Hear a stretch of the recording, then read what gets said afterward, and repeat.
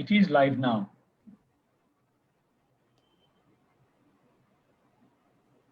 Live হয়ে গেছে, in case anybody is wondering. So Anika, you can get started. Okay. Yes, we are Thank live. you. Assalamu alaikum and good evening everyone. I'm Advocate Anika Dayan, আজকে আপনাদের moderator. I'm Executive Committee member of Women Empowering Women.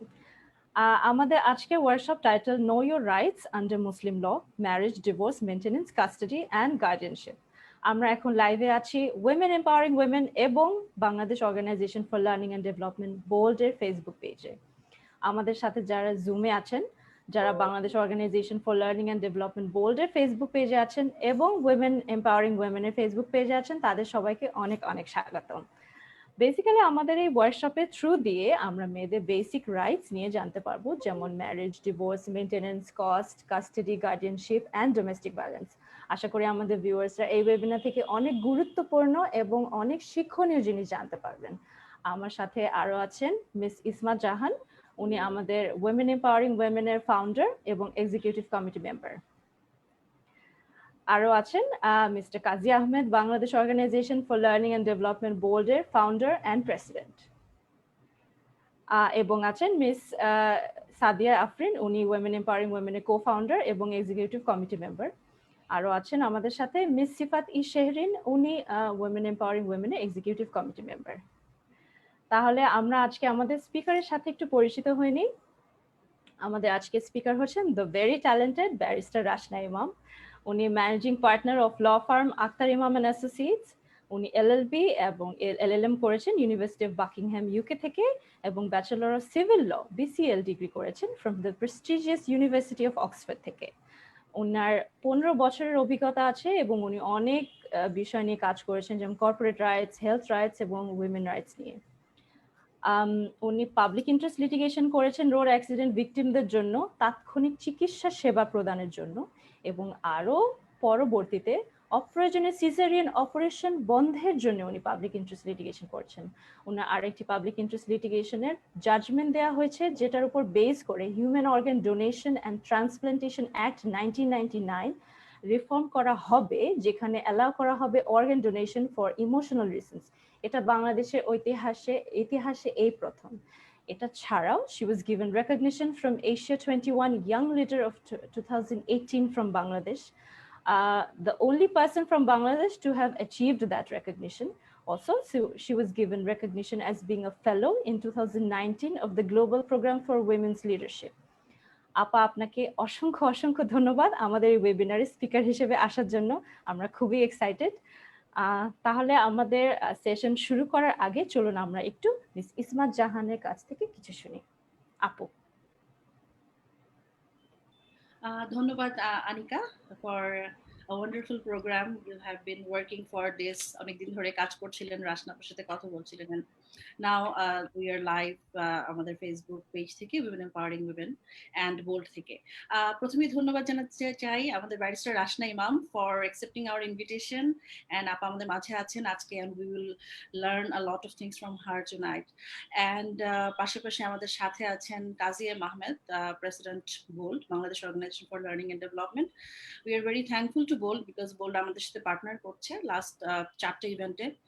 এটা নিয়ে চতুর্থ, এবং আমরা আমাদের প্রোগ্রামসগুলো খুব সুন্দরভাবে করে যাচ্ছি, and we are getting very positive response from the audience. So I'm really glad to bold. Women empowering women এর মূলত অবজেক্টিভ হচ্ছে we want to build a community of women, যেখানে একজন নারী থেকে বেনিফিটেড হবেন। হ্যাঁ, আমাদের মেইন উদ্দেশ্য হচ্ছে লার্ন, কানেক্ট করা এবং আমরা সাকসিড করতে চাই। সো আমরা এই মোটো নিয়ে কাজ করে যাচ্ছি। আমাদের একটা প্রাইভেট গ্রুপ ছিল লাস্ট 2019-এ, এবং সেখান থেকে আমাদের যাত্রা শুরু। এখন আমাদের একটা পেজ হয়েছে, অ্যান্ড ভবিষ্যতে আমরা আরো বড়ভাবে ফিল্ড লেভেলে কাজ করবো ইনশাআল্লাহ, আমাদের সব মেম্বার্সদের সাপোর্ট নিয়ে। So I am really glad আজকে আমাদের ইভেন্টের ব্যারিস্টার রাশনা ইমামের কথা শোনার জন্য eagerly waiting. So thank you very much Anika, that's all from me. Thank you. Thank you আপু। এরপর আমরা একটু শুনতে চাচ্ছি মিস্টার কাজী আহমেদের কাছ থেকে।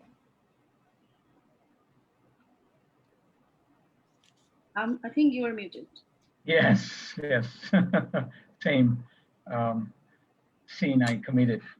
So first of all, this is such a great pleasure on behalf of BOLD to welcome our speaker today, the accomplished barrister Rashna Imam. You know, why I'm saying accomplished, frankly, আমি যখন তার profile পড়েছি, before even Anika has said it, আমি দেশ বিদেশে পড়ার কারণে public interest লিটিগেশনটাকে অনেক ভ্যালু করি, যেটা মানে বাংলাদেশি হয়তো অনেক রিসেন্ট, মেবি 10 years 15 years ধরে চলছে, এবং অনেকে এটা যার যার পার্সোনাল অ্যাকমপ্লিশমেন্ট খুব পছন্দ করেন, কিন্তু সমাজের জন্য যে কিছু কাজ করা সেটা কিন্তু খুব কম মানুষ করে থাকেন। এবং সেই নামের মধ্যে ব্যারিস্টার রাশনার নাম বড়ভাবে আছে, একটা হিস্টোরিক কিছু আসবে সেটাও আমরা জানছি। This gives us a lot of pride that আমরা বোল্ডে আমরা apart from women empowering women আমরা হোস্ট করতে পারছি, because this will be in a permanent record আপনার এই প্রেজেন্টেশনটা, আপনার এই আইডিয়াস গুলো। এবং এটা সত্যি যে মডার্ন সোসাইটিতে এখন আমরা অনেক কিছুই জানি, কিন্তু এত ভাষা জানি যে একটা ফ্যামিলি ল লাইফের এত কাছের একটা জিনিস, এবং লজ্জা নেই বলতে এডুকেটেড অর যে কোনো সোসাইটিতেই আমাদের কিছু ডিফারেন্সেস ইন ওপিনিয়ন থাকবে ফ্যামিলিতে। আমি অত্যন্ত পজিটিভ ভাবে দেখি there are people part their ways but they don't know what their rights are। সেজন্য আজকে কিন্তু আমার অনেক আগ্রহ যে আমি নিজে as a commoner আমি বলবো, আমি যদি লে পার্সন হিসেবে কিছু জেনে রাখি, অন্তত যে ফার্স্ট এইড বলো না, ওরকম বলতে পারবো যে এমুকের কাছে যান, আপনি এই ধারণা নিয়ে আছেন কেন, যদিও অল্প সময় কতটুকুই বা বলা যায়। তো বাকি সময়টা আমি 1 মিনিটে শুধু এইটুকুন বলবো, বোল্ড 4 বছর আগে লঞ্চ হয়েছে। আমরা অনেক কাজ করছি ফর ট্রেনার্স, টিচার্স এবং বিভিন্ন অর্গানাইজেশনে যারা লার্নিং এন্ড ডেভেলপমেন্টে কাজ করেন, হিউম্যান রিসোর্স ডিপার্টমেন্টের ভিতরে যারা ট্রেনিং টা দেখেন। আমরা we are not limited to just corporate or NGO or government। আমরা সমাজের বিভিন্ন ইস্যুতেও আমরা যেটা লার্নিংটা যেখানে একটু ল্যাকিং আছে আমরা চেষ্টা করি। বলতে পারেন আমরা 1 ফোঁটা মাত্র কন্ট্রিবিউট করছি in the learning and development, সবাই করছে, but systematically BOLD is the only such non profit যারা বাংলাদেশে পপুলেশনকে, Bangla human resource and eventually human ক্যাপিটালে নেওয়ার যে একটা কাজ, যেটা প্রাইম মিনিস্টারও বলেন, প্রতিটা ইউনিভার্সিটি ভিসিও বলবেন, কিন্তু আমরা একটা মেথডোলজি ডেভেলপ করছি, ফ্রেমওয়ার্ক ডেভেলপ করছি, অনেক কাজ করে যাচ্ছি। তো আমরা আশা করি over the years we'll be able to make a contribution। তারই ছোট্ট প্রয়াস আজকের এই অনুষ্ঠান। এই বলে আমি আনিকা, খুবই সুন্দর করে আপনি বলছেন আপনার ফ্যাসিলিটেশনে, এবং আই ওয়ান্ট টু থ্যাংক ইসমা জান, উনি আমাদের সাথে এই পার্টনারশিপ করছেন বলে বোল্ড অ্যাসোসিয়েটেড হতে পারলো। তো thank you again, I deeply appreciate the opportunity to be able to say a few words. আমি এখন লিসেনিং মোডে চলে যাচ্ছি। ধন্যবাদ। ধন্যবাদ আপনাদের দুজনকে এত সুন্দর করে আপনাদের অর্গানাইজেশনের ব্যাপারে আমাদের ভিউয়ারদেরকে বলার জন্য, এবং অবশ্যই রাশনা ইমামকে এত সুন্দর করে ওয়েলকাম করার জন্য। আপু, আমি ডাইরেক্টলি কোয়েশ্চেনে চলে যাচ্ছি। আপু, আমি ফার্স্ট টপিক নিয়ে আমি আপনাকে কোয়েশ্চেন করছি, এটা হচ্ছে ম্যারেজ। আপু, তাহলে এই ম্যারেজের টপিক নিয়ে, এই নিকাহ নামা নিয়ে আমাদের ভিউয়ারদেরকে কি কি জানার দরকার আছে সেটা যদি কাইন্ডলি একটু বলতেন আপু। Thank you, Anika. Before I start answering the question, I would like to take this opportunity to express my gratitude to both Women Empowering Women and BOLD and Miss Lisa Jahan, as well as Mr. Kazi, for such a wonderful, generous and warm introduction and welcome to this particular workshop. And I learned a lot about these two organizations. I learned a lot about what BOLD does and what BOLD plans to do. So this was very informative and educational and reassuring for me that there are organizations working on these issues. And of course, Anika, thank you very much. তোমার আমার সাথে তো অনেক দিন ধরেই কথা হচ্ছিল এই ওয়ার্কশপটা নিয়ে। So finally we're here today. With that, Anika, I'd like to address the question that you posed. Je nikah namata ki? Very simply put, because I realized যে আমাদের viewers-দের মধ্যে there are lay people as well as lawyers. So I'll try to make my answers very non-technical. So very simply put, nikah namata is a civil contract, but chukti আমরা যেটাকে বলি। And just like any contract, I'm sure the viewers amongst us life e kono na kono stage have entered into a contract. So একটা কন্ট্রাক্টের কি থাকে, terms and conditions থাকে। And normally একটা contract দুটো পক্ষ বা তিনটা পক্ষ সই করার আগে what are they supposed to do? They're supposed to carefully review each and every term and condition of the contract এবং তারপরেই একমত হলে সেখানে সই করা উচিত এবং করে থাকে। কিন্তু ফানিলি দেখা যাচ্ছে যে নিকানামার ক্ষেত্রে কিন্তু সবসময় তা হয় না। ইনফ্যাক্ট ভেরি রেয়ারলি আমাদের মধ্যে যারা ম্যারিড আছেন আই এম শিওর তারা চুলচেরা বিশ্লেষণ করার পরে নিকানামাটা সই করেনি। ইনফ্যাক্ট তাদের ভেরি লাইকলি দেখেও নি একবার নিকানামাটা, শুধু সইটা করে দিয়েছে। এই মোটামুটি একটা দুটো ব্যাপার নিয়ে যে নেগোসিয়েশনটা হয় নিকানামায়, যেরকম দেনমোহরের অ্যামাউন্টটা কত হবে, এগুলোর ব্যাপারে মুরব্বীরা করেছে হয়তো নেগোসিয়েশন, and এনারা সই করে দিয়েছে। Now that is the first thing that I would like to discourage, because this is a civil contract of marriage between a man and a woman, which means that you have to read carefully all the terms and conditions, understand, and if you don't agree, you have to negotiate, and tarpore upon agreement do you sign such a contract. Having said that, a civil contract of marriage বা নিকানামায় অনেকগুলো ক্লজই আছে, কিন্তু আজকে তো we are obviously pressed for time, so I will cover the most important clauses. তার মধ্যে the most important clauses যেটার কথা হয়তো আমরা অনেকেই শুনেছি সেটা হচ্ছে দেনমোহর বা ডাওয়ার নিয়ে যে ক্লজটা। সো হোয়াট ইজ এসেনশিয়ালি দেনমোহর বা ডাওয়ার বা কাবিন যেটাকে আমরা বলি? It is essentially, the lawyers amongst us will understand, this is the consideration for the contract. So আমাদের সরকারের একটা ফরম্যাট আছে নিকানামার। এই ফরম্যাটটাতে ইউজুয়ালি এই ক্লজটা নাম্বার 12 এ দেখা যায়, এবং ওখানে এই দেনমোহর অ্যামাউন্টের সাথে আরো দুটো জিনিস আমরা দেখে থাকি। একটা হচ্ছে গিয়ে প্রম্পট অ্যান্ড ডেফার্ড পেমেন্ট, বা যেটাকে মুজ্জাল বা আরেকটা টার্ম হচ্ছে গিয়ে মুওয়াজ্জাল বলে থাকে। সো এটার অর্থটা কি? প্রম্পট ইজ বেসিক্যালি যেটাকে সই করার সময় দেখানো হচ্ছে যে এতটুকু পরিশোধ করা হয়ে গেছে।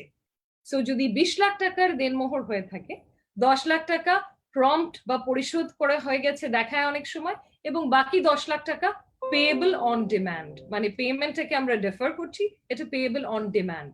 পেয়েবল অন ডিমান্ডের অর্থটা self explanatory. It means whenever the woman demands payment, the man has to pay the remaining amount, যেটা অপরিশোধিত বা deferred. So এটা একটা important clause that needs to be looked at before we sign the nikanama. Another very important clause, in fact I would say that is probably one of the most important clauses, Anika, হচ্ছে গিয়ে right to divorce এর উপরে যে ক্লজটা আমাদের মুসলিম লতে, মুসলিম personal লতে, unfortunately right to divorce টা vests on the man, it doesn't vest on the woman. তার মানে একজন পুরুষের ডিভোর্স দেয়ার বা তালাক দেয়ার অধিকারটা মুসলিম পার্সোনাল ল এনশোর করছে। So that is why it is very important যে নিকানামাটা সই করার সময় এই পার্টিকুলার রাইটটা ডেলিগেট করা হয় to the women. Why is that important? এটা ইম্পর্টেন্ট প্রসিজারাল কারণের জন্য। কারণ যদি ডেলিগেট না করা হয় এবং God forbid that marriage doesn't work, তখন the woman will have to go through procedural hurdles to get a divorce. And এটাকে যদি ডেলিগেট করা হয়ে যায় তাহলে the procedure for divorce will be as simple for a woman as it is for a man, যেটা almost automatic হয়, যেটা নিয়ে আমরা I'm sure আলাপ আলোচনা করব as we go down as we proceed with the workshop. So এই দুটো clause I would say are the two most important clauses যেটা লক্ষ্য করা উচিত before we actually sign the nikanama. এছাড়াও there are other clauses যেগুলো আমরা চাইলে নিকানামায় রাখতে পারি, যেমন মেইনটেনেন্স, যে আমাকে রেগুলার বেসিসে ভরণ পোষণ কত দেয়া হবে, এগুলো চাইলে রাখা যায়। অনেকে রাখে বাট বেশিরভাগ ক্ষেত্রেই রাখে না, because it's understood, because সমস্যাটা হয় যে at the time of getting married we don't really think about getting a divorce. তখন আমরা হয়তো কিছুটা হলেও একটা স্বপ্নের জগতে থাকি যে and we are very hopeful and optimistic about the future, কিন্তু এসব সময় কিন্তু প্রিকশনারি মেজার্স নেওয়া উচিত যাতে করে পরে ফিউচারে গিয়ে যখন the marriage breaks apart, so that the rights of the woman in particular, since this workshop is dedicated to women, are protected আগে থেকেই। So সংক্ষেপে, these are the two important clauses, Anika, that should be looked at nikah namate. ধন্যবাদ রাশনা আপুকে, এত সুন্দর করে নিকা নামা নিয়ে বললেন। আসলে আপু, আমরা মেয়েরা অনেকেই দেখা যায় যে এগুলো নিয়ে চিন্তা করি না, আমরা অনেকেই বেসিক রাইটস নিয়ে কিছু মানে জানি না, দেখা যায় ডেইলি লাইফে আমরা এগুলো এত ইম্পর্টেন্ট, এত প্রয়োজনীয়, অথচ সেটা অনেক কিছুই আমাদের জানা থাকে না। আমি একটু ভিউয়ারদের জন্য বলে রাখছি, আপনাদের কোনো প্রশ্ন থাকলে সেটা এই চ্যাট বক্সে অথবা কমেন্টে আমাদের দিতে পারেন। আমাদের সেশনের শেষে 15 মিনিটসের একটা টাইম আছে যেখানে আমরা প্রশ্ন উত্তর রেখেছি, পর্বটা রেখেছি, সেখানে মেইন আলোচনা শেষ হওয়ার পরে রাশনা আপু আপনাদের প্রশ্নের উত্তর দিবেন। আপু, তাহলে আমি নেক্সট কোয়েশ্চেনে চলে যাই। নেক্সট কোয়েশ্চেনটা আমি করতে চাচ্ছি পলিগ্যামি ম্যারেজ নিয়ে, মানে যেটাকে বলে একাধিক বিয়ে আর কি। অনেক মেয়েদের, ছেলেদের মনে এই প্রশ্নটা আসে যে পলিগ্যামাস ম্যারেজে লিগ্যাল রাইটস কি কি আছে, এই ব্যাপারটা নিয়ে অনেকেই কনসার্ন থাকে, কিউরিয়াস থাকে। তো মুসলিম লতে পলিগ্যামাস ম্যারেজ নিয়ে কি বলা আছে সেটা একটু যদি আমাদের সাথে আলোচনা করেন। Sure, Anika, polygamy is permitted under Muslim personal law. কিন্তু having said that, কিছু conditions আছে যেগুলো, কিছু procedural conditions আছে যেগুলো ফলো করতে হবে। যেমন আমাদের মুসলিম ফ্যামিলি ল অর্ডিন্যান্স একটা আছে 1961 এর।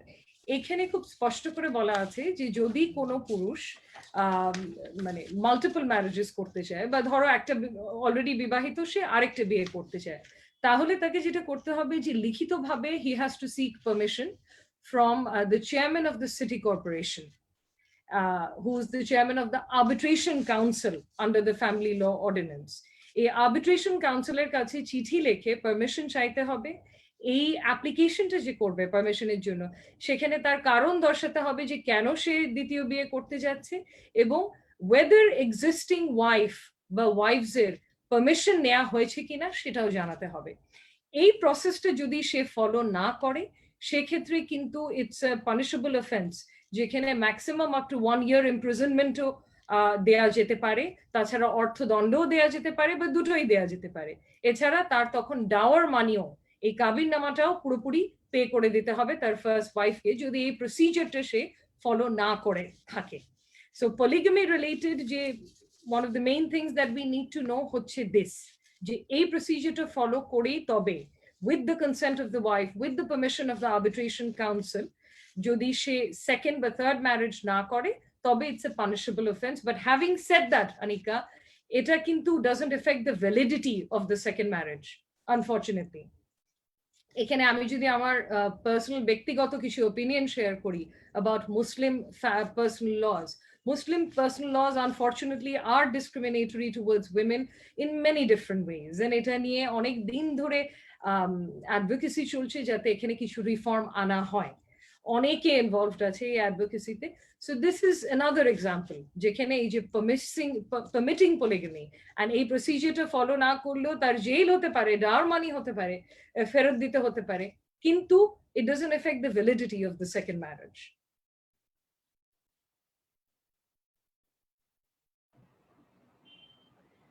থ্যাংক ইউ আপু। আসলে যে পারমিশনটা নিতে হবে এবং এক্সিস্টিং ওয়াইফের পারমিশন নিতে হবে, ফর্ম ফিল আপ করতে হবে, এগুলো আসলে অনেকেরই জানা থাকে না। দেখা যায় অনেকেই হুটহাট করে বিয়ে করে ফেলে, যারা মানে ফার্স্ট ওয়াইফের কথা জিজ্ঞেস করে না বা কোনো পারমিশন নেয় না। অনেকে জানেও না যে এটা আসলে একটা অফেন্স। সো এই ব্যাপারটা আসলে জানতে পারছি আমরা। নেক্সট আপু, আমরা টপিকে চলে যাচ্ছি ডিভোর্স। আপু, আমাদের ভিউয়ারদেরকে একটু বলেন যে ডিভোর্স কিভাবে নেওয়া যায় এবং কোন কোন ক্ষেত্রে সেটা নেওয়া যায়। আমাদের দেশের আইনে তো ডিভোর্সের ব্যাপারে মানে যেমন কি বলা আছে, যেটা সাধারণ জনগণের খুবই জানা প্রয়োজন এবং জানা দরকার আর কি, সেটা নিয়ে যদি একটু বলতেন। অনিকা, একটা পয়েন্ট আমি মিস করে গেছি এই পলিগামির পয়েন্টটাতে, সো আমি ওটাতে একটু টাচ আপন করে then I move on to your question on divorce, and that point is about maintenance. আমার শুধু একজন পুরুষ হিসেবে আমার মাল্টিপল ওয়াইফস শুধু হলেই হবে না, I have to maintain them equitably and একইভাবে।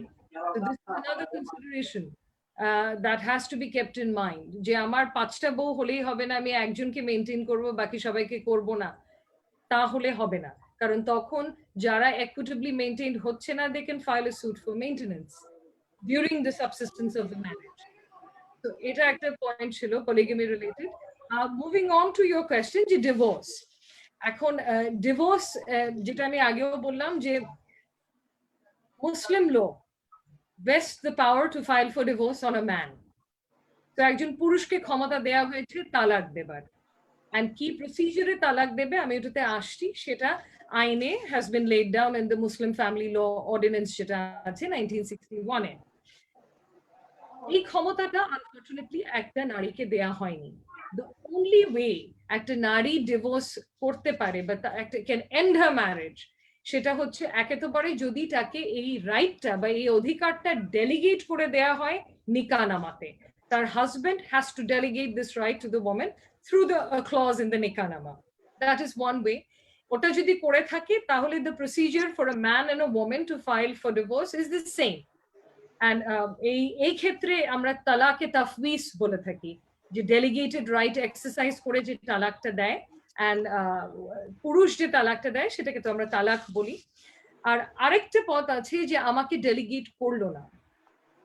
অনেক সময় দেখা যায় যে সবাই এত নলেজেবল হয় না অ্যাবাউট দেয়ার লিগ্যাল রাইটস, নিকানামা সই করার আগে এই রাইটটা করে নেয়নি।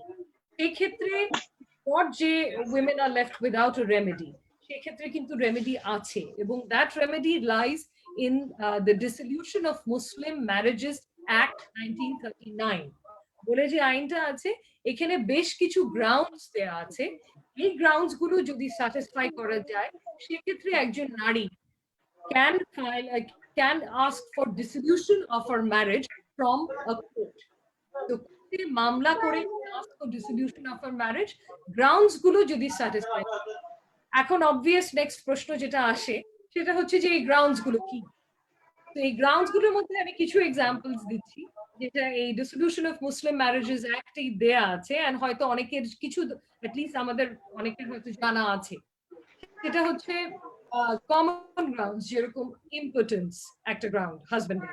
আরেকটা হচ্ছে গিয়ে ইনস্যানিটি, যে 2 বছর ধরে মেন্টালি সে ইনসেইন যদি ক্লিনিক্যালি ডিক্লেয়ার্ড হয়ে থাকে।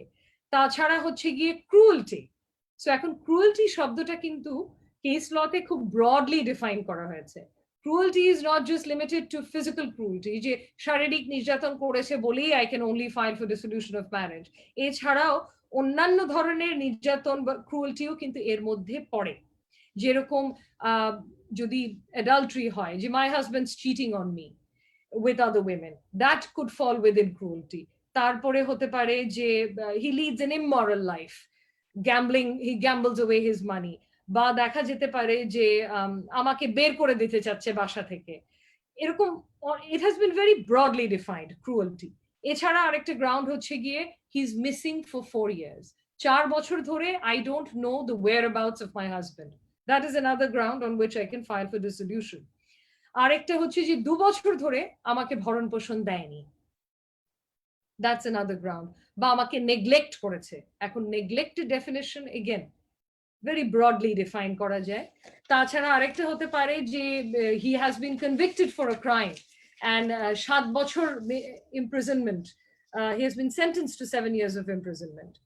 সো এই সেন্টেন্সটা ফাইনাল হয়ে যাবে যখন, মানে এরপরে আর আপিল করা সম্ভব না, তখন কিন্তু that could be a ground for dissolution of a marriage. এছাড়া polygamy in violation of the procedure, যেটা আমি আগে বললাম, that could be another ground for dissolution of a marriage. So এই গ্রাউন্ডস গুলোর ভিত্তিতে রাইটটা ডেলিগেট না করে থাকলেও একজন নারী ফাইল করতে পারে for dissolution. R as for the regular procedure for divorce for a man or a woman যাকে রাইটটা ডেলিগেট করা হয়েছে, তার ক্ষেত্রে হচ্ছে গিয়ে যে আমি নিকা রেজিস্টারকে কমিশন করে যে কোনো জায়গায় ডাকা যায়, ডেকে আমি ডিভোর্স নোটিশটা সই করে একটা কপি যেতে হবে সিটি কর্পোরেশনে চেয়ারম্যানের কাছে, একটা কপি অপর পক্ষকে অ্যাজ এন হাজবেন্ডকে, এবং সেই ডেট থেকে 30 দিনের মধ্যে চেয়ারম্যান যিনি সিটি কর্পোরেশন, উনি একটা আর্বিট্রেশন কেস ইনস্টিটিউট করবে, যে যদি কোনো সম্ভাবনা থাকে রেকনসিলিয়েশনের, সেটার একটা অ্যাটেম্পট নেওয়ার জন্য। সো তারপর উনি পরপর 3টা notice over a period of 90 days মানে প্রতি মাসে একটা নোটিশ বলতে পারো, দুপক্ষকে সার্ভ করবে যে আপনারা অ্যাপিয়ার করেন, মীমাংসার চেষ্টা করেন। তারপরে যদি কোনো ধরনের মীমাংসা সম্ভব না হয়, এই 90-day পিরিয়ড শেষ হওয়ার পরে এই কেসটা বন্ধ করা হবে এবং একটা অর্ডার পাস করা হবে যে এখানে মীমাংসার কোনো সম্ভাবনা নেই। এবং এটা নিয়ে তারপরে আমাদের যেতে হবে নিকা রেজিস্ট্রারের কাছে to register the divorce. So a 90-day process কিন্তু almost automatically under Muslim law, the divorce becomes effective and then it's registered. So a procedure is a very simple, almost automatic procedure, which will only be available to a woman if that woman has been delegated the right to divorce under Muslim law. Delegate না করে থাকলে মামলা করে করতে হবে, যেটা সময় সাপেক্ষ ব্যাপার।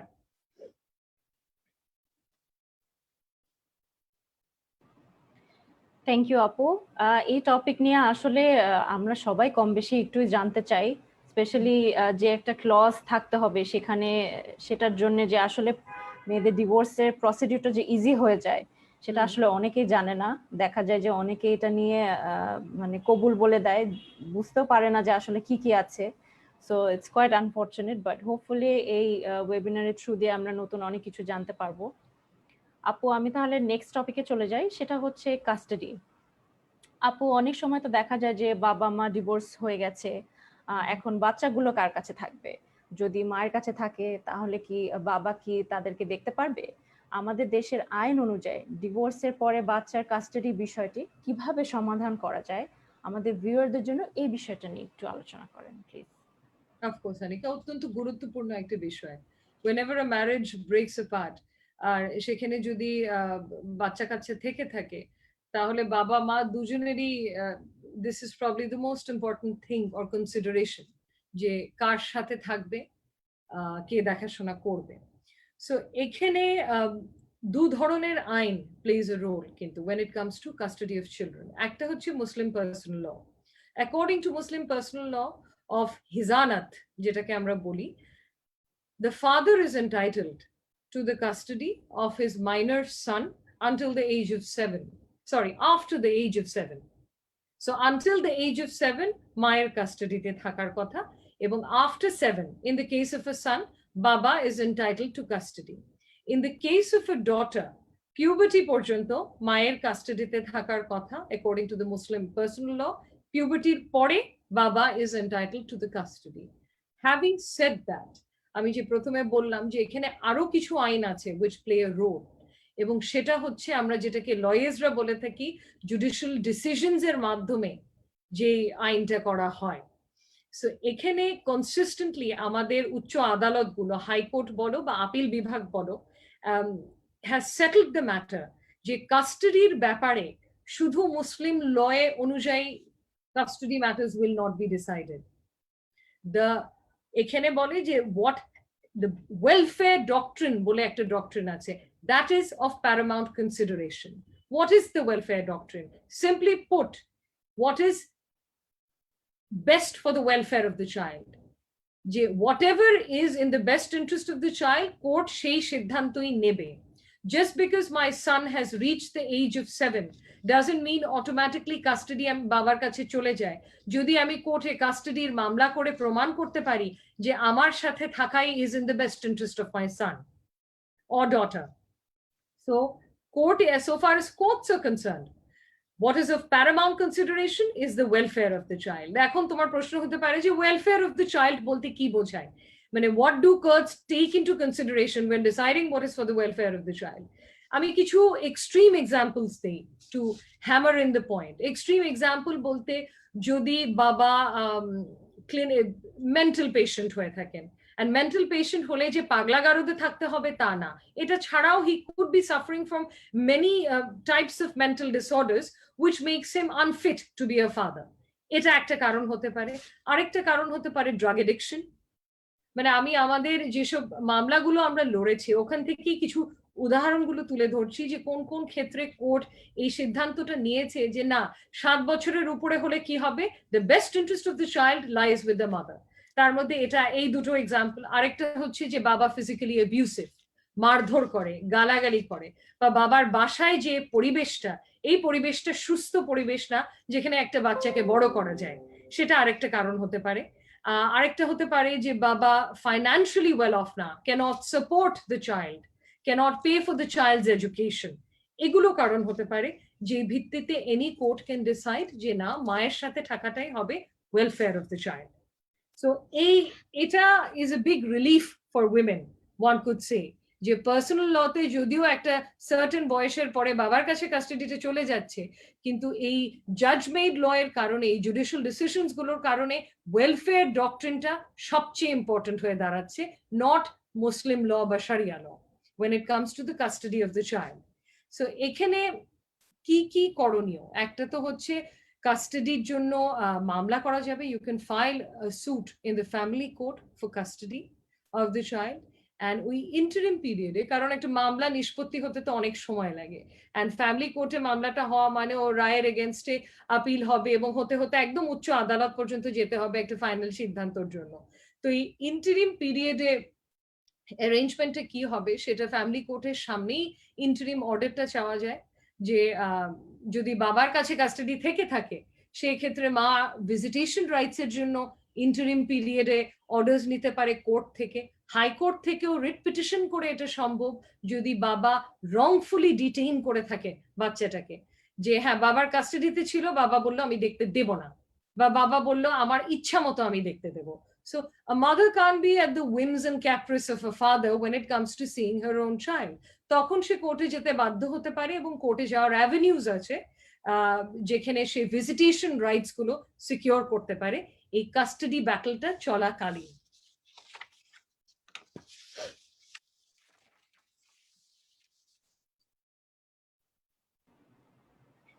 থ্যাংক ইউ আপু। আমি একটু ভিউয়ারদেরকে আবার বলে রাখি, আপনাদের যদি কোনো প্রশ্ন থাকে সেটা আপনারা চ্যাট বক্সে অর কমেন্টসে আমাদেরকে দিতে পারবেন। আমাদের মেইন আলোচনা শেষ হবার পরেই আমরা রাশনা আপাকে প্রশ্ন উত্তর সেশন রাখবো ওনার সাথে। উনি আপনাদের সব প্রশ্নের উত্তর উনি দেওয়ার চেষ্টা করবেন। একটু রিকোয়েস্ট করবো যাতে প্রশ্নগুলো রেলেভেন্ট টপিকের উপরে হয়, আর আমাদের এই টপিক যেগুলো রেলেভেন্ট সেগুলোর উপরে যাতে হয়। আমি কনটেক্সটে চলে যাচ্ছি। থ্যাংক ইউ আপু। এখন আমি আপু গার্ডিয়ানশিপ নিয়ে একটু জানতে চাচ্ছিলাম আপনার কাছ থেকে। আপু এই বাচ্চা গার্ডিয়ান এমনি আসলে কে হয়, এবং বাচ্চার গার্ডিয়ান হতে গেলে তার কি কি করণীয় আছে, এবং এই বিষয়ে আইনে কি বলা আছে সেটা নিয়ে আমাদের ভিউয়ারদের সাথে যদি একটু শেয়ার করেন। Anika, under Muslim law, the father is the natural guardian of the child until the child attains majority. In other words, 18 বছরের আগ পর্যন্ত বাবাই ন্যাচারাল গার্ডিয়ান মুসলিম ল এর আন্ডারে। কিন্তু তা বলে এই না যে কোনো মায়ের কখনোই সম্ভব হবে না গার্ডিয়ানশিপ পাওয়া। কিন্তু গার্ডিয়ানশিপ পেতে হলে what the mother has to do is to file a suit for guardianship before the family courts to get guardianship. আর এখানেও আনিকা ভেরি সিম্পলি পুট যে what will be of paramount consideration যে কোনো কোর্টের কাছে, যে ওয়েলফেয়ার অফ দ্য চাইল্ড কার সাথে। So সে অনুযায়ী ডিসিশনটা নেওয়া হয় যে গার্ডিয়ানশিপ কাকে দেয়া হবে। কিন্তু natural under Muslim law natural guardian বাবাকেই বলা হয় until the child attains majority.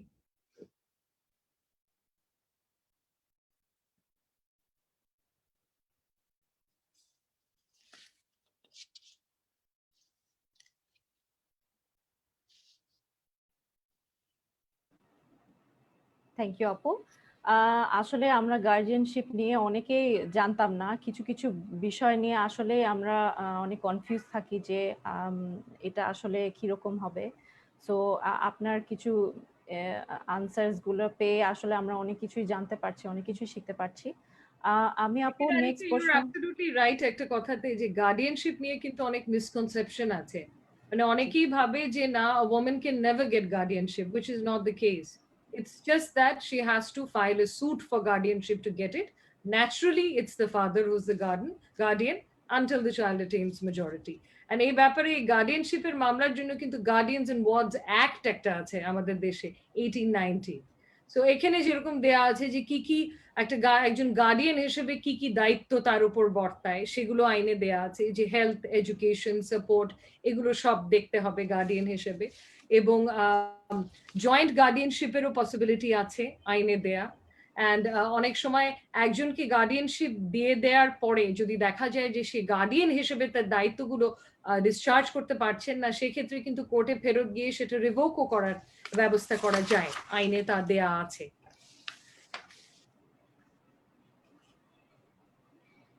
ধন্যবাদ আপু। আমি নেক্সট প্রশ্ন করতে চাই মেইনটেনেন্স কস্ট নিয়ে, বাচ্চাদের মেইনটেনেন্স কস্টের ব্যাপারে। ধরেন বাবা মা ডিভোর্স হয়ে গেছে এখন বা করতে চাচ্ছে, এখন বাচ্চাদের মেইনটেনেন্স কস্ট কে বহন করবে, বাবা না মা, এবং এই ব্যাপারে আইনে কি বলা আছে সেটা নিয়ে আমাদের সাথে একটু শেয়ার করেন। Of course, Anika. Maintenance cost, Anika, is simple. বাচ্চাটার গার্ডিয়ান যে, লিগাল গার্ডিয়ান যে, that person has to bear the maintenance cost. এখানে একটা ডিফারেন্স অ্যাপ্রিশিয়েট করতে হবে, সেটা হচ্ছে কাস্টাডি এন্ড গার্ডিয়ানশিপ কিন্তু are two different things, they are not the same thing. মানে একটা মায়ের কাছে বাচ্চার কাস্টাডি থাকতে পারে, দ্যাট ডাজ নট মিন যে গার্ডিয়ানশিপও মায়ের কাছে। গার্ডিয়ান ন্যাচারালি তো বাবাই, আনলেস মা মামলা ফাইল করে গার্ডিয়ানশিপ পেয়েছে। সো কাস্টাডির সাথে মেইনটেনেন্সের সম্পর্ক নেই, গার্ডিয়ানশিপের সাথে মেইনটেনেন্সের সম্পর্ক আছে। সো ন্যাচারাল গার্ডিয়ান যেহেতু বাবা, সেহেতু বাবার উপর বর্তাচ্ছে ভরণ পোষণটা দেয়া সেই বাচ্চাটার। এখন কতদিন দিতে হবে, এগেন যদি ইফ ইটস সান, সানের ক্ষেত্রে it has to be till he attains majority. কিন্তু এখানেও একটা এক্সেপশন আছে, যে কোনো কারণে যদি ডিসেবলড হয়ে থাকে এই ছেলে বাচ্চাটা, বা সেই ডিসেবিলিটির কারণে, ইনফার্মিটি বা ডিসেবিলিটি এগুলোর কারণ থাকলে, এগুলো থাকলে সেক্ষেত্রে বাবার কিন্তু মেজরিটি মানে 18 বছরের পরেও তাকে মেইনটেইন করতে হবে আইন অনুযায়ী। সো এটা গেল ছেলেদের ক্ষেত্রে। যদি মেয়ে বাচ্চা হয়ে থাকে সেক্ষেত্রে এটা হচ্ছে গিয়ে till she gets married, Baba has to bear the maintenance cost in the case of a daughter. এবং তারপরেও দেখা যাচ্ছে যে if the daughter is widowed, okay, or divorced, again এই দায়িত্বটা আবার বাবার উপর বর্তাচ্ছে তাকে মেইনটেইন করার। এবং এই মেইনটেনেন্সের কোয়ান্টামটা যে কিরকম হবে, এটা again will depend on the socio-economic status of the father, affordability of the father, যে ওনার ইনকাম লেভেলটা কি, তাছাড়া বাচ্চাদের সোশিও-ইকোনমিক স্ট্যান্ডিংটা কি, what they are used to, এগুলোর উপর নির্ভর করে একটা কোয়ান্টাম ডিসাইড করা হবে যদি মামলা করে মেইনটেনেন্সটা উদ্ধার করা হয়। সেই ক্ষেত্রে এখানে একটা জিনিস বলবো যে কিছু কিছু এক্সেপশনস নেই যে তা না, কিছু এখানে এক্সেপশনস আছে, যে যদি দেখা যায় যে বাবা একেবারেই এফোর্ড করতে পারছেন না, he is poor, whereas comparatively মা earns a lot or has an income, is well off, সেক্ষেত্রে কিন্তু মার মেইনটেইন করতে হবে, যদি এটা বাবা প্রমাণ করতে পারে যে আমার actually I don't have the money to pay for this. So সেক্ষেত্রে মার মেইনটেইন করতে হবে। এবং যদি বাবা মা দুজনই এফোর্ড করতে না পারে সেক্ষেত্রে কিন্তু দায়িত্বটা গিয়ে বর্তাচ্ছে দাদার উপরে। সো এখানে বেশ কিছু পারমিউটেশন এন্ড কম্বিনেশনস আছে সিচুয়েশনস এর, যেগুলোর উপরে ডিপেন্ড করবে যে কার উপর মেইনটেনেন্স ভরণ পোষণের দায়িত্বটা বর্তাবে। কিন্তু generally speaking it's on the guardian and the father is the natural guardian.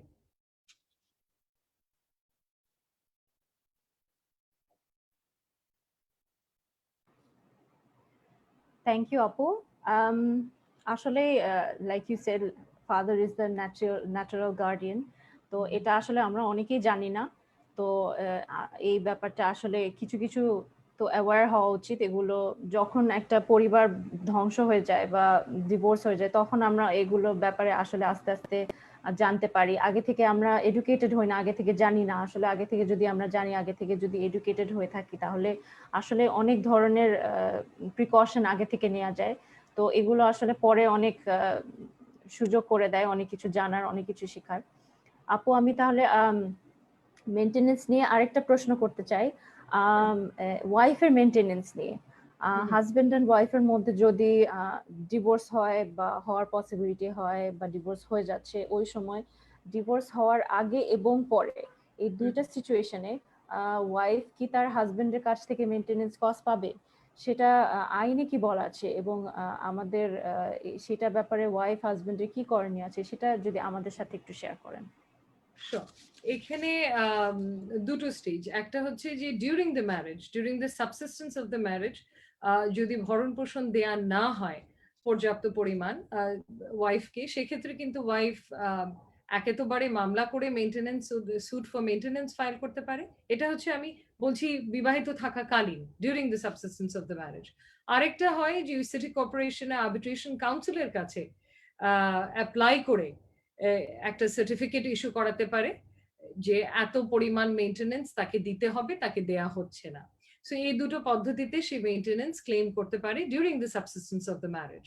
But ডিভোর্সের পর এই মেইনটেনেন্স দেওয়ার রাইটটা থাকে যেটা আমরা বলি ইদ্দাত পিরিয়ড পর্যন্ত। In other words, for 3 menstrual cycles the husband is legally obliged to maintain the wife.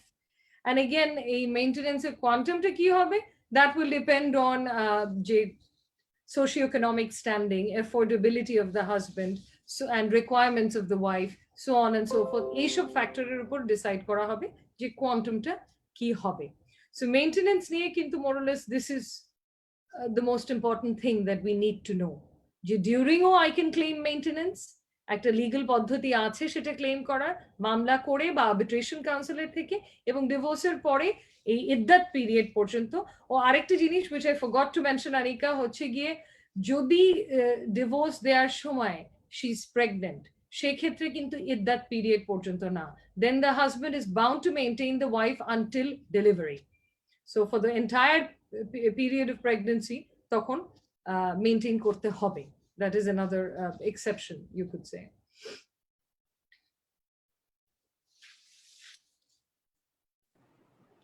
Thank you আপু। সোশিও ইকোনমিক স্ট্যান্ডিং নিয়ে আমরা জানতে পারলাম। আসলে maintenance cost during after divorce, মানে এই পিরিয়ডটাতে তো হাজবেন্ডের দিতেই হয়। আর স্পেশালি মেয়েরা যদি if the wife is pregnant, তাহলে তো তার এই খরচটা, মেইনটেনেন্স কস্টটা ডেফিনেটলি দিতে হবে। এটা আসলে অনেকে জানে না। অনেকে দেখা যায় সম্পর্ক খারাপ হয়ে গেছে, সম্পর্ক নষ্ট হয়ে গেছে, টাকা চাইতে চায় না, ইচ্ছা করে ভাবে যে দরকার নাই জিনিসটা, বাট এটা যে আসলে তাদের রাইট, এটা যে দরকার, এটা যে প্রয়োজনীয়, সেটা অনেকে বুঝে না। তো এইটা নিয়ে আমরা আসলে জানতে পারলাম।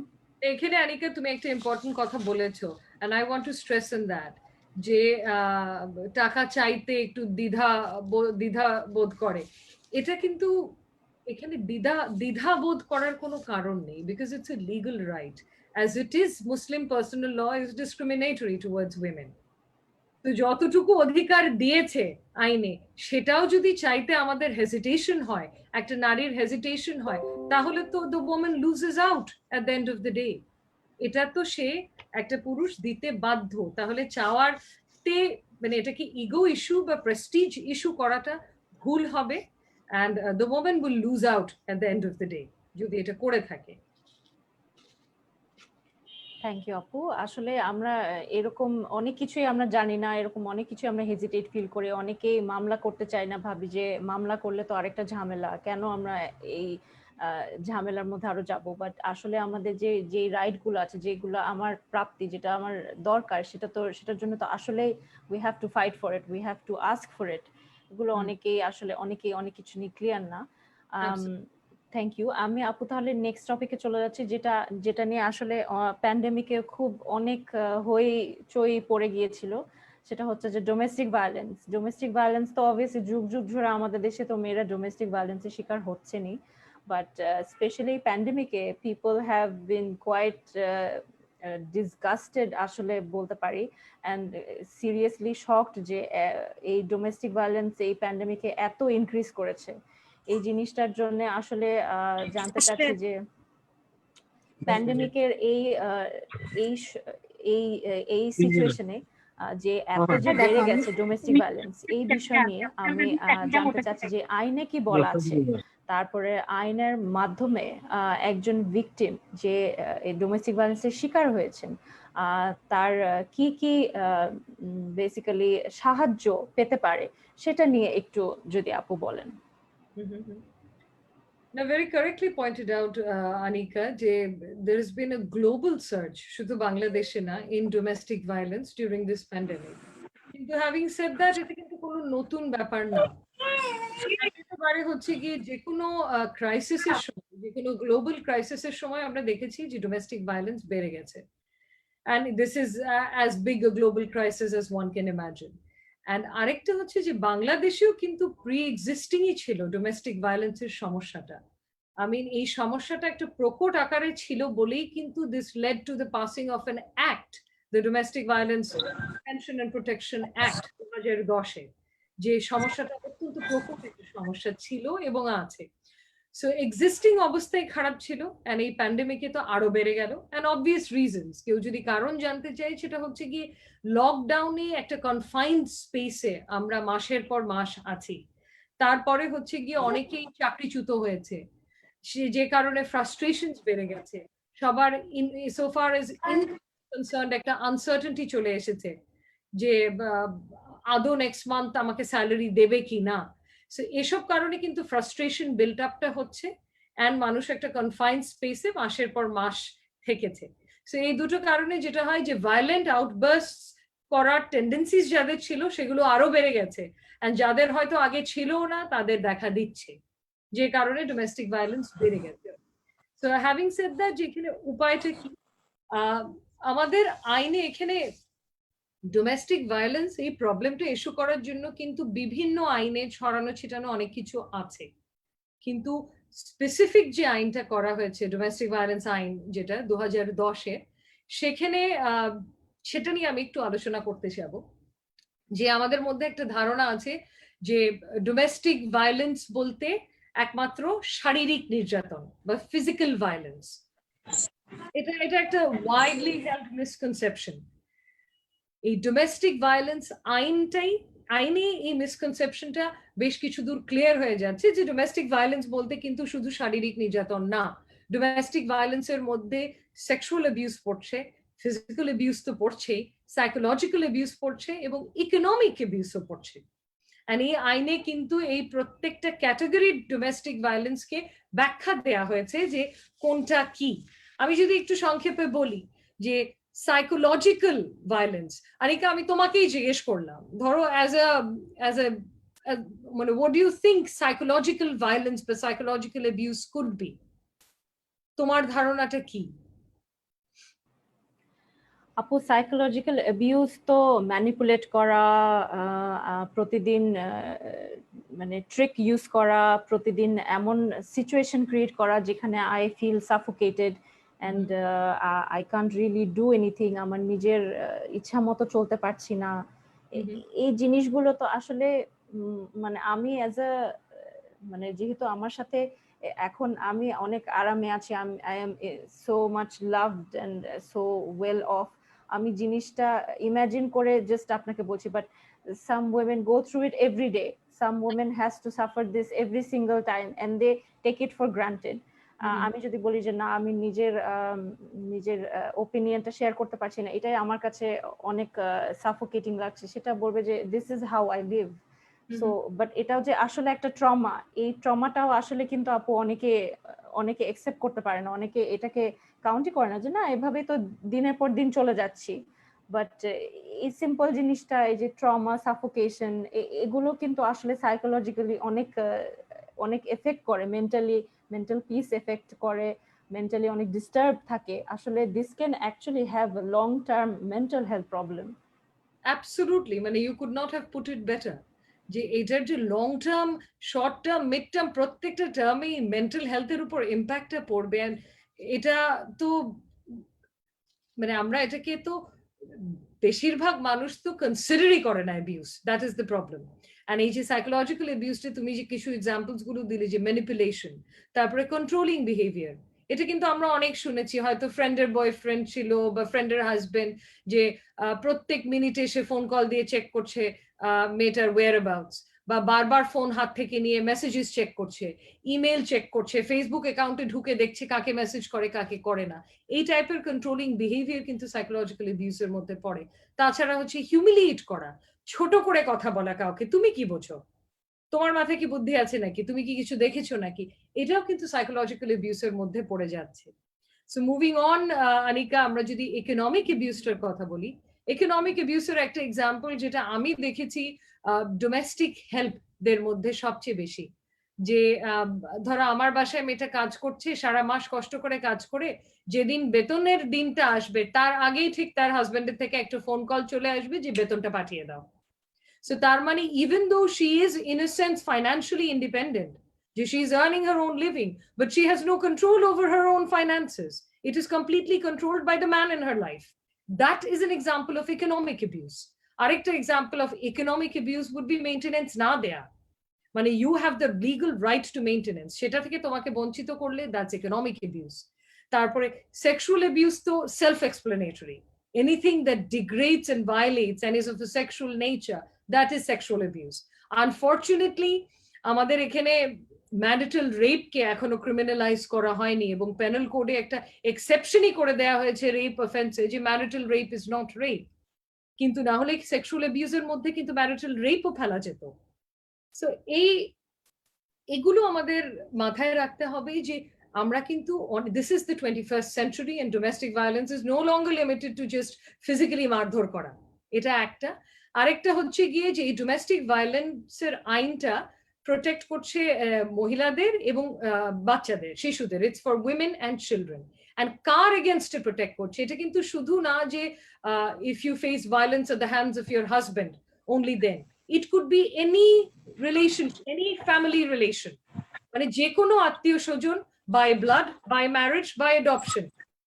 So যে কেউ, মানে শ্বশুর শাশুড়ি দেবর ননদ, তোমার নিজের বাবা মা ভাই বোন, এরা যদি গায়ে হাত তোলে, that falls within the scope of domestic violence. So ওই কনসেপশন যে ডোমেস্টিক ভায়োলেন্স হচ্ছে শুধু স্বামী স্ত্রীকে মারধর করলেই ডোমেস্টিক ভায়োলেন্স, তা কিন্তু না। আরেকটা আনফরচুনেট ব্যাপার, যেটা যদিও এই ওয়েবিনারের আয়তার বাইরে, সেটা হচ্ছে যে ডোমেস্টিক ভায়োলেন্সে কিন্তু পুরুষদের কোনো ধরনের প্রোটেকশন দেয়া হয়নি, এবং ইদানিং অনেক স্ট্যাটিস্টিক্স বার হচ্ছে যেখানে দেখা যাচ্ছে যে they suffer domestic violence as well, not necessarily at the hands of the wife but other family relationships. So এখানে তাদেরকে প্রোটেকশন দেয়া হয়নি।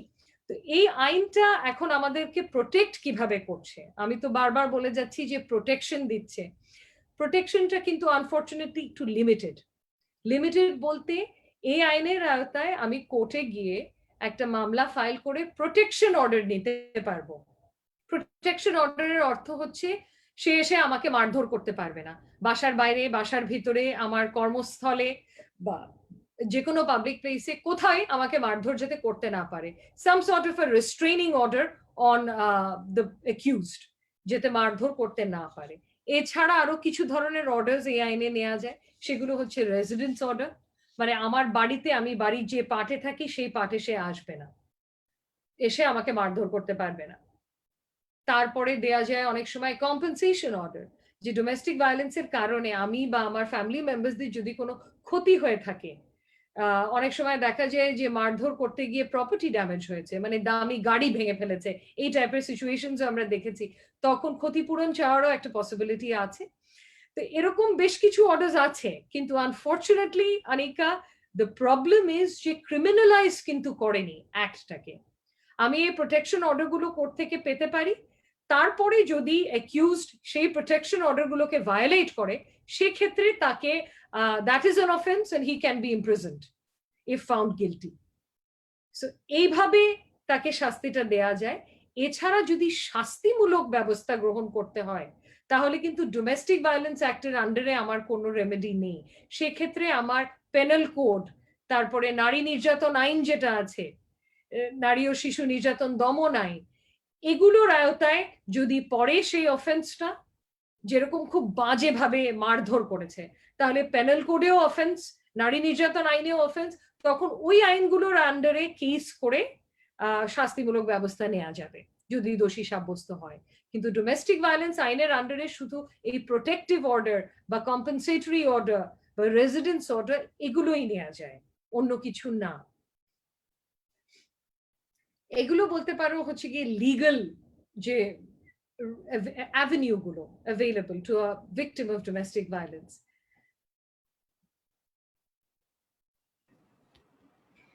থ্যাংক ইউ আপু। আমি ম্যারিটাল রেপ নিয়ে, থ্যাংক ইউ, আপনি যে ব্যাপারটা যে বললেন ম্যারিটাল রেপ নিয়ে, ইটস জাস্ট সো ফ্রাস্ট্রেটিং যে ম্যারিটাল রেপকে মানে আমরা এখন ওইভাবে রেকগনাইজ করছি না, ইভেন ইন্ডিয়াতেও রেকগনাইজ করা হয়নি। এটা আসলে মানে কি করবো, হোপফুলি আমাদের ল মেকাররা এট সাম পয়েন্ট এটা অ্যামেন্ড করে অবভিয়াসলি জিনিস করবে, but like you said absolutely sexual harassment, marital rape, these are so important. এগুলো আসলে ডোমেস্টিক ভায়োলেন্সে পড়া উচিত, এগুলো লস গুলো আর একটু স্ট্রিক্ট করা উচিত।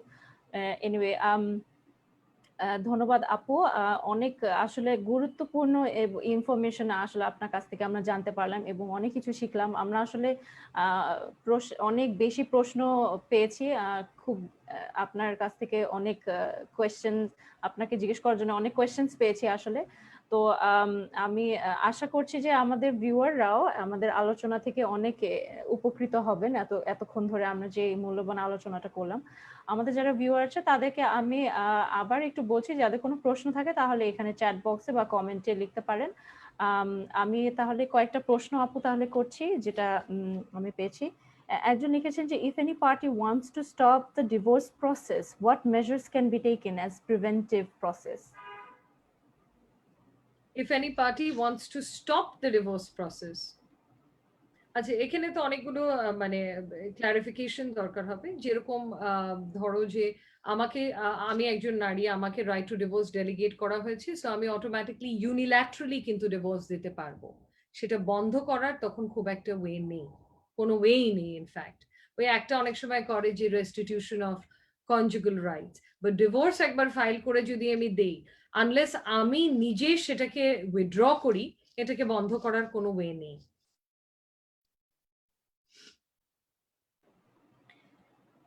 থ্যাংক ইউ আপু। আমরা আরেকটা কোয়েশ্চেন পেয়েছি এখানে, শাহিন ইসলাম মোনা, ওই শাহিন ইসলাম মোনা আপু জিজ্ঞেস করেছেন। মোনা আপু আমাদের জেসিআই ঢাকা ইয়াং এর প্রেসিডেন্ট ছিলেন, উনি এখন ডিরেক্টর জেসিআই বাংলাদেশের। আপু লিখেছেন, can a women ask for denmohor after she files for divorce, and what to do if the husband refuses to pay? Is filing a case effective? আচ্ছা এখানে হচ্ছে কি নিকানামাতে দেনমোহরটা কি দেখানো হয়েছিল দেনমোহর ক্লজে? যদি দেখানো হয়ে থাকে যে যে যে যে অ্যামাউন্টটা পরিশোধিত দেখিয়েছে, you can not claim that amount. And যে অ্যামাউন্টটা ডিফার্ড দেখিয়েছে যে এটা পে করা হয়নি, that is payable on demand. You have the right to demand and you have the right to receive it immediately. যদি সে না দেয় সেক্ষেত্রে মামলা করেই দেনমোহরটা রিকভার করতে হবে। এবং আরেকটা জিনিস হচ্ছে গিয়ে, একটা সিচুয়েশন আছে যেখানে আইন ক্যাটেগরিক্যালি বলেছে যে ডিসলিউশন অফ ম্যারেজের জন্য যখন একটা নারী অ্যাপ্লাই করে, ধরো আমাকে রাইট টু ডিভোর্সটা ডেলিগেট করা হয়নি, সেক্ষেত্রে তো আমার মামলা করে I have to ask for dissolution of my marriage, right? সেক্ষেত্রে কিন্তু that doesn't affect my right to denmohor, অপরিশোধিত যে অ্যামাউন্টটা, it doesn't affect my right. I am still entitled to it and আমি মামলা করে সেটা ক্লেম করতে পারবো লিগালি।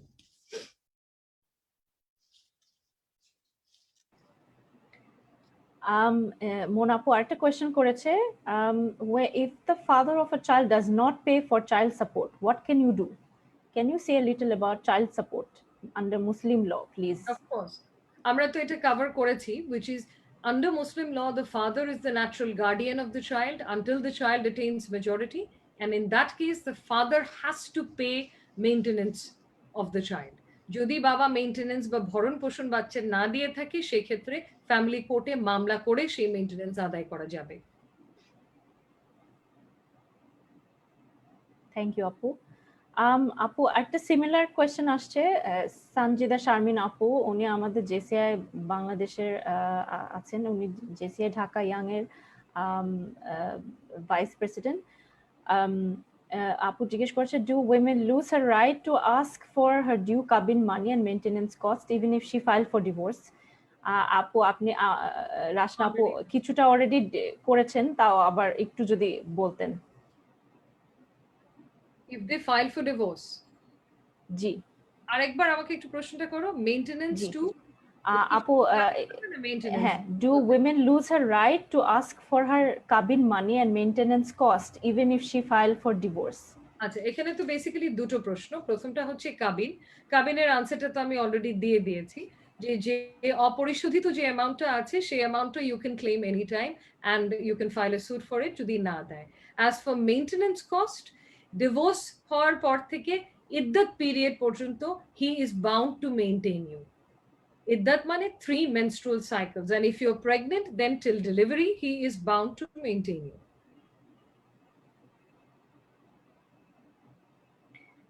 থ্যাংক ইউ আপু। নাফিসা ফারুক জিজ্ঞেস করেছেন property division law during divorce, এটার ব্যাপারে যদি কিছু বলতেন আপু। এখানে হচ্ছে কি মানে the only thing that your entitled to ডিভোর্সের সময় একটা তো হচ্ছে এই অ্যাকর্ডিং টু ল মেইনটেনেন্স, আর আরেকটা হচ্ছে অ্যাজ আই সেড দেন মোহরের যতটুকু অপরিশোধিত আছে সেটা। এছাড়া কিন্তু you don't have unfortunately rights to the property unless কোনো কিছু আউট অ্যান্ড আউট গিফট করে থাকে and has been registered in your name, সেক্ষেত্রে দ্যাটস এ ডিফারেন্ট স্টোরি, সেক্ষেত্রে that is yours and not your husband's. আর আমরা যদি inheritance laws নিয়ে কথা বলি সেটা তো I think is the subject matter for another very long webinar, কারণ এখানে অনেক ধরনের প্রিন্সিপলস আছে ইনহেরিটেন্স লজ নিয়ে, and অনেক ধরনের heirs আছে, ক্যাটাগরিজ অফ heirs মুসলিম লতে, বাট আই ডোন্ট থিঙ্ক উনি ওই প্রশ্নটা জিজ্ঞেস করছে, উনি প্রপার্টি ডিভিশন ডিউরিং ডিভোর্সের কথা বলছে, not what happens after someone dies. That is a different story. That's a different law. জি। আরেকজন জিজ্ঞেস করেছেন তেরেসা রিজভি, উনি জিজ্ঞেস করেছেন is there any law which can be applied for mental abuse if a wife is always kept mental pressure, মানে ক্যারিয়ারে যদি সব সময় প্রেসারে রাখে সে কি করবে, আসলে উপায় কি, এটা নিয়ে যদি একটু বলতেন আপু। Of course, এটা তো in fact we have already addressed this question. এই ডোমেস্টিক ভায়োলেন্স 2010 এর যে আইনটা আছে সেখানে ডোমেস্টিক ভায়োলেন্সের সংজ্ঞায় কিন্তু সাইকোলজিক্যাল অ্যাবিউস ঢোকানো হয়েছে, এবং সাইকোলজিক্যাল এখানে উনি প্রশ্নে মেন্টাল অ্যাবিউস বলতে যা বোঝানোর চেষ্টা করছে এটা পুরোপুরি সাইকোলজিক্যাল অ্যাবিউসের মধ্যেই পড়ছে। If a wife is always kept under mental pressure regarding her career, that could also be economic abuse. Economic অ্যাবিউসের যে ব্যাখ্যাটা দেয়া আছে আইনে সেখানে কিন্তু লিখেছে যে কাজ করতে দেবে না, বাইরে গিয়ে কাজ করতে দেবে না। I think this is what the question implies, যে ক্যারিয়ার রিলেটেড প্রেশার মানে কাজ করতে দিতে চাচ্ছে না ঘরের বাইরে গিয়ে, সেটা ইকোনমিক অ্যাবিউসের মধ্যেও পড়ে আবার সাইকোলজিক্যাল অ্যাবিউসের মধ্যেও পড়ে। সো ডোমেস্টিক ভায়োলেন্স আইন অনুযায়ী এগুলো ফেস করে থাকলে you can get protective orders from the court restraining your husband from doing all of these things, theoretically speaking. এখন এটা তো আসলেও মাইন্ডসেট চেঞ্জের ব্যাপার, কোর্ট থেকে একটা রেস্ট্রেইনিং অর্ডার দেওয়ার পর মুহূর্তেই যে সেই হাজবেন্ড আর প্রেশার দেবে না এটা হয়তো প্র্যাকটিক্যালি হবে না। সো প্র্যাকটিক্যালি সে যদি নিজেকে বা নিজের মাইন্ডসেটটা বদলাতে না পারে and cannot come out of that patriarchal mindset, তাহলে হয়তো এই বিয়েটাই টিকবে না। থ্যাংক ইউ আপু। আমরা আসলে অনেক কোয়েশ্চেন্স পাচ্ছি, একটু যদি আমি দেখি কত আমাদের সময় আছে, মোটামুটি ট্রাই করব আর রাশনা আপুর কাছ থেকে কিছু কোয়েশ্চেন্স এর আনসার নেয়ার। আরেকটা কোয়েশ্চেন দিয়েছে, this is a bit of a scary question. এখানে শাহিন ইসলাম মোনা আপু দিয়েছেন যে একটা সিনারিও হয়েছে যেখানে ওনার নেইবার কল করে যখন ওনার হাজবেন্ড ডোমেস্টিক্যালি অ্যাবিউজ করছে, তো she said I hesitate to go because I'm afraid her husband will be violent with me, and I'm afraid to call the police as I'm afraid that my neighbor will blame me for police arresting her husband and future marital issues, since she does not want to actually leave her husband.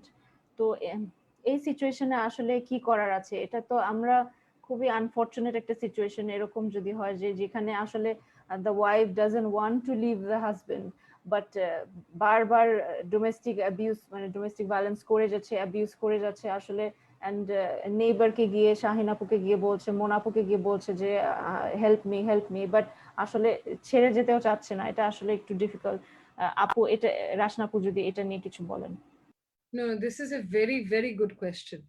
আমি দেখা যায় কি যে domestic ভায়োলেন্সের ক্ষেত্রে যেটা সবচেয়ে বড় obstacle বা প্রতিকূলতা সেটা হচ্ছে গিয়ে সাহসের সাথে এগিয়ে এসে কেউ কমপ্লেইনটা লজ করে না। কমপ্লেইন লজ করা তো অনেক পরের ব্যাপার, এই কারোর সাথে শেয়ারও করে না। সো প্রথম স্টেপটাই হচ্ছে কারোর সাথে শেয়ার করা, কারণ যে হ্যাবিচুয়ালি অ্যাবিউজড হয়ে যাচ্ছে প্রতিনিয়ত তার মাইন্ডসেট আর তোমার মাইন্ডসেট বা আমার মাইন্ডসেট কিন্তু কখনোই একই হবে না।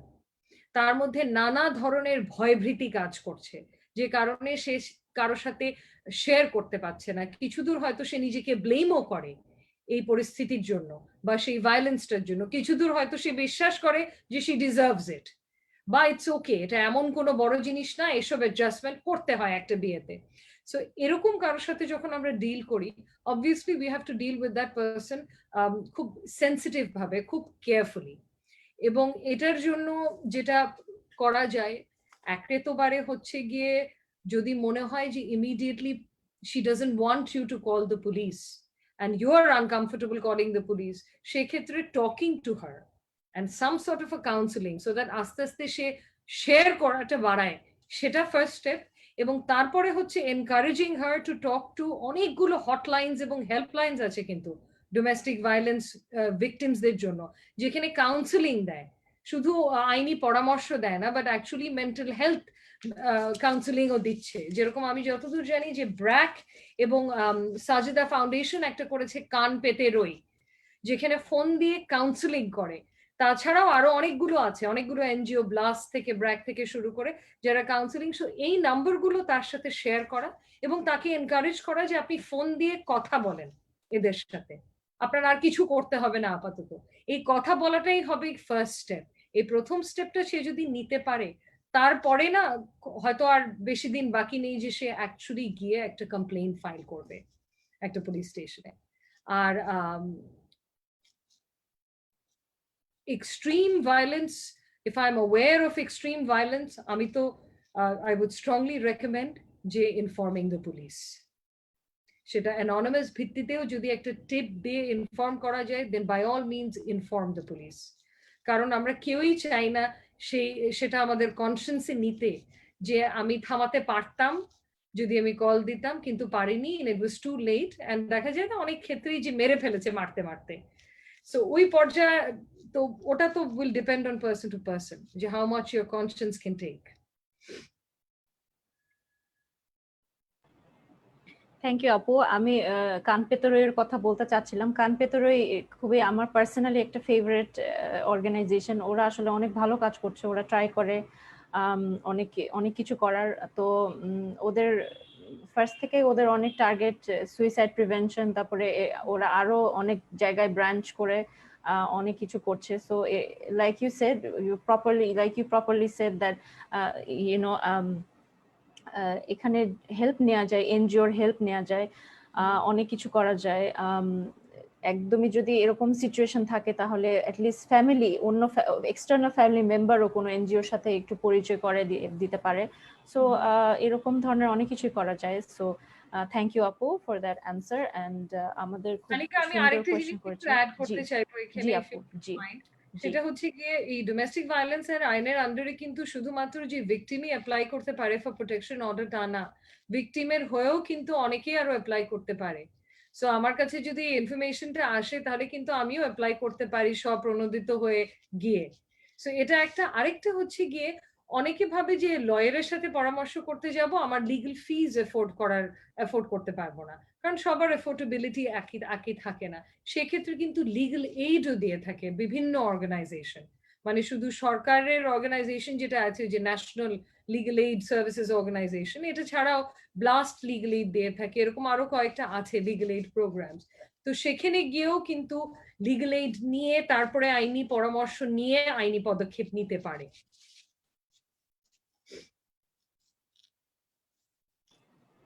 জি আপু, ইউ আর অ্যাবসলিউটলি রাইট। আসলে অনেক অনেক প্ল্যাটফর্মে আমাদের খোলা আছে, জাস্ট মানুষের অ্যাওয়ারনেসটা নেই। তো আমি একটা নেক্সট কোয়েশ্চেনে চলে যাচ্ছি। একজন কোয়েশ্চেন করেছে মায়েশা মালিক, উনি কোয়েশ্চেন করছে can a nikahnama be amended later in the marriage? এটা নিয়ে যদি আপু কিছু বলতেন। ইন্টারেস্টিং। আইনে কোথাও ওভাবে অ্যামেন্ডমেন্টের কথা লেখা নেই, কিন্তু হ্যাভিং সেড দ্যাট আমরা যদি বেসিক প্রিন্সিপলস গুলো দেখি, নিকাহনামা কি exactly, as I said earlier, এটা হচ্ছে একটা civil contract. So just like civil কন্ট্রাক্টের terms and conditions can be amended if both the parties agree to it, as simple as that. So দুটো party যদি agree করে তাহলে legally আমি কোনো বাধা দেখি না, কিন্তু আমার জানা মতে এমন কখনো করা হয়নি সোশ্যাল কারণে, বাট আমি লিগালি কোনো বাধা দেখি না অ্যামেন্ডমেন্টে যদি দুটো পক্ষ এগ্রি করে। এটা আসলে আমিও জানতাম না, আমিও একটু কোয়েশ্চেনটাও একটু ইউনিক ছিল। Thank you to Maisha Malik for this question. ভালো ছিল কোয়েশ্চেনটা। আরেকটা কোয়েশ্চেনের কাছে চলে যাই আপু। তেরেসা রিজভি জিজ্ঞেস করছে, can a husband take a divorce unilaterally? এটা আপু আপনি কিছুক্ষণ আগে আসলে ডিভোর্স টপিকে কিছুটা শেয়ার করেছিলেন, আপু একটু যদি আবার বলতেন। Yes, of course. Simply put, under the Muslim law, husband has the right to divorce, but talak দেয়ার ক্ষমতাটা হাজবেন্ডের উপর দেয়া হয়েছে, so unilaterally husband divorce করতে পারে, no one can stop him. Next কোয়েশ্চেনে চলে যাই আপু। একজন জিজ্ঞেস করছেন, রুবাইদা তাসনিম, উনি জিজ্ঞেস করছেন যে can a women file a case to recover her expensive clothes ornaments তার এক্স হাজবেন্ডের কাছ থেকে কি পেতে পারে? অফকোর্স যদি প্রমাণ করতে পারে যে এগুলো তার সম্পত্তি, সেক্ষেত্রে তো অবভিয়াসলি পেতে পারে, কারণ তাকে যদি দেয়া থাকে দ্যাটস এ গিফট, রাইট? কিন্তু প্রমাণ করতে পারতে হবে যে এটা তার সম্পত্তি। সেই ক্ষেত্রে তো মানে পেনাল কোডের আন্ডারেই আমরা মামলা ফাইল করতে পারবো, ক্রিমিনাল মামলা ফর মিসঅ্যাপ্রোপ্রিয়েশন, থেফট, এগুলো করে I can recover that from the husband. Absolutely right. আমাদের এখানে মেইন প্রবলেমটা আসলে এভিডেন্সে চলে আসে, যে আসলে আমরা এটাকে প্রমাণ করব কিভাবে যে এই জিনিসটা। থ্যাংক ইউ আপু। আরেকজন এই এভিডেন্স নিয়ে জিজ্ঞেস করেছেন, সঞ্জিদা শারমিন আপু, উনি জিজ্ঞেস করেছেন যে how do we prove physically abuse in court? আচ্ছা, এটা নিয়ে the first thing that you need to do, যদি কেউ আনফর্চুনেটলি ফিজিক্যাল অ্যাবিউজের ভিকটিম হয়ে থাকেন, সেক্ষেত্রে ইমিডিয়েটলি সেই ঘটনার পরে go to a hospital, get your self checked and একটা মেডিকেল সার্টিফিকেট অ্যান্ড ছবি তুলে রাখা। আমরা যখন ডোমেস্টিক অ্যাবিউজের মামলা ফাইল করি বা নারী নির্যাতনের মামলা ফাইল করি, এই মেডিকেল সার্টিফিকেট, এই ছবিগুলোর ভিত্তিতেই কিন্তু মামলাটা ফাইল করা হয়। তো don't let time go by. ঘটনাটার পরপরই হাসপাতালে গিয়ে টেস্ট করিয়ে একটা মেডিকেল সার্টিফিকেট নেওয়া এবং ছবি তুলে রাখা।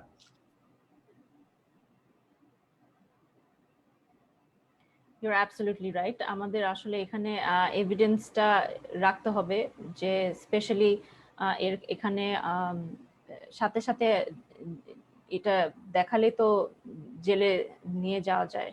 সো এখানে আমাদের ল আসলে নারী নির্যাতন দমন আইন আসলে অনেক এফেক্টিভ।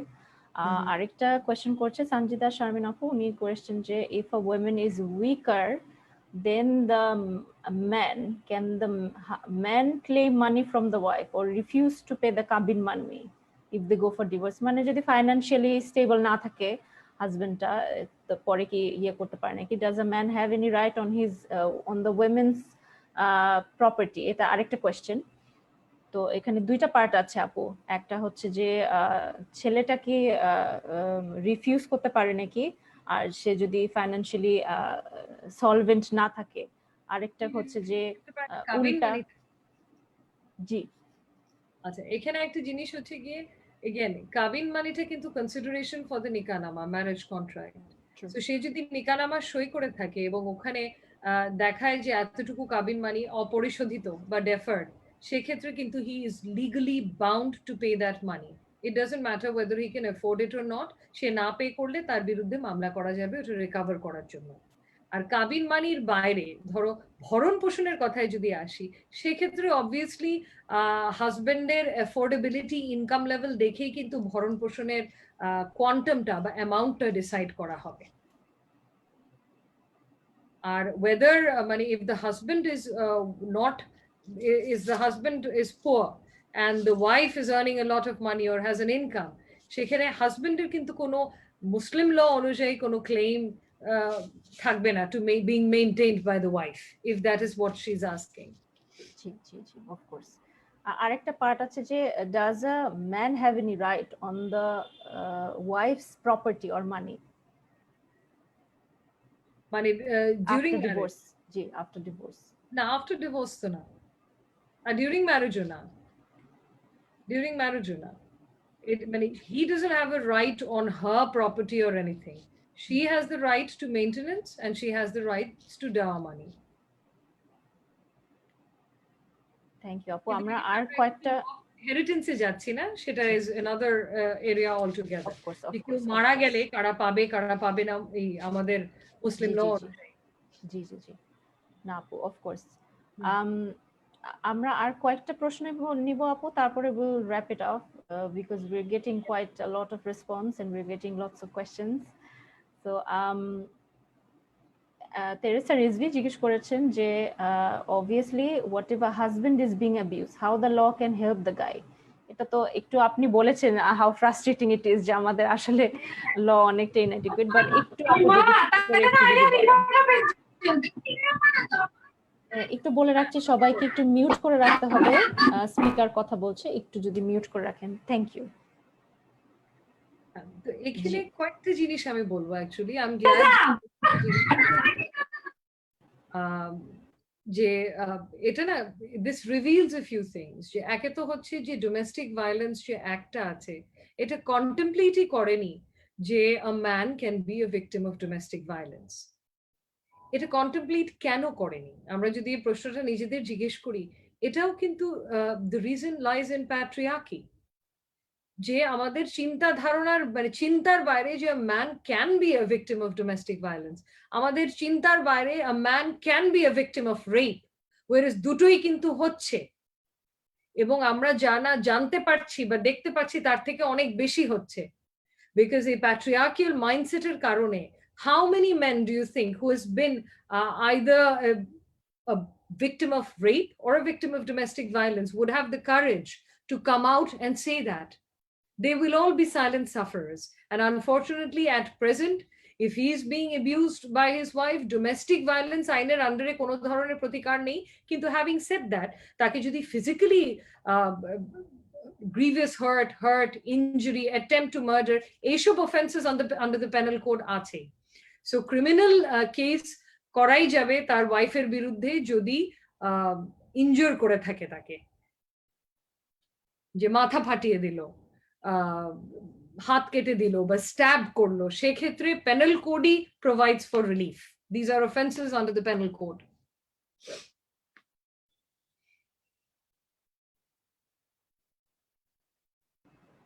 থ্যাংক ইউ আপু। আমি আর দুটো প্রশ্ন নিয়ে শেষ করে দিচ্ছি আপু। একজন প্রশ্ন করেছেন বাবাকে ন্যাচারাল গার্জিয়ান হিসেবে ধরা হয়, এটা কি প্রশ্নবিদ্ধ ব্যাপার নয়? যখন মা সলভেন্ট থাকে তখনও মায়েদের গার্জিয়ানশিপের জন্য মামলা করতে হয়, অথবা মায়েরা বিয়ে করলে গার্জিয়ানশিপ হারায়, এই যে মেয়েদের গার্জিয়ানশিপের জন্য মামলা করতে হয় না বা ন্যাচারাল গার্জিয়ান হিসেবে স্বীকৃত হয় না, নারীর প্রতি আইনের এই দৃষ্টিভঙ্গি, এটা নিয়ে আপনার মন্তব্য কি? এটা ইসমাত আপু, লিসা আপু কোয়েশ্চেন করেছে। অফকোর্স আই থিঙ্ক আমার মন্তব্যটা কিছুক্ষণ আগেই আমি দিলাম, যেটা হচ্ছে গিয়ে যে Muslim personal law is discriminatory towards women অনেকভাবে, and a guardianship is one example of that. Naturally the man is the natural guardian of a child until the child attains majority. আর যদি কোনো মা গার্ডিয়ানশিপ চায়, তার মামলা করে প্রমাণ করে যে welfare of the child lies with the mother, তারপরে সে গার্ডিয়ানশিপ অর্জন করতে পারে। So Muslim personal law is discriminatory and this needs to be reformed. There are no two ways about it. Thank you আপু। আমরা আসলে রিপিটেটিভ কোয়েশ্চেন্স পাচ্ছি, তো same আপনি তো কয়েকবার একই টপিক নিয়ে তো আপনি আসলে বলেছেন, তো সেজন্য কয়েকটা বলে রাখছি ভিউয়ার্স। রাশনা আপু অনেকগুলো প্রশ্নেরই আনসার দিয়েছেন, আবার কিছু ডাবল ভাবেও দিয়েছেন, বাট ইন ওভারঅল রাশনা আপু has been a big sport, খুব সুন্দর করে সবকিছু কোয়েশ্চেনের আনসার দিচ্ছেন। ভিউয়ার্স, আমরা আমাদের ওয়েবিনারের শেষ পর্যায়ে তাহলে চলে এসেছি। ধন্যবাদ আমাদের স্পিকার ব্যারিস্টার রাশনা ইমামকে আমাদের এই ওয়েবিনারে অংশ নেওয়ার জন্য এবং আমাদের ইন্টারঅ্যাক্টিভ সেশনটিকে এত বেশি নলেজেবল এবং ইনফরমেটিভ করে তোলার জন্য অসংখ্য ধন্যবাদ আপু। আমাদের ভিউয়ার্স যারা আছেন, জি, Pleasure has all been mine, and thank you very much, Women Empowering Women and Bold, for taking this initiative and organizing this workshop. আমি আশা করছি যে সবাই বেনিফিটেড হয়েছেন এবং সবাই নতুন কিছু জেনেছেন বা শিখেছেন। থ্যাংক ইউ আপু। আমাদের ভিউয়ার্স যারা এতক্ষণ আমাদের সাথে জুমে প্ল্যাটফর্মে ছিলেন এবং যারা আমাদের ওয়েবিনার ফেসবুক থেকে লাইভ দেখছেন তাদেরকে অসংখ্য অসংখ্য ধন্যবাদ। আমরা নেক্সট ওয়েবিনারে আরেকটি গুরুত্বপূর্ণ টপিক নিয়ে আপনাদের সামনে আবার আসবো। ধন্যবাদ সবাইকে।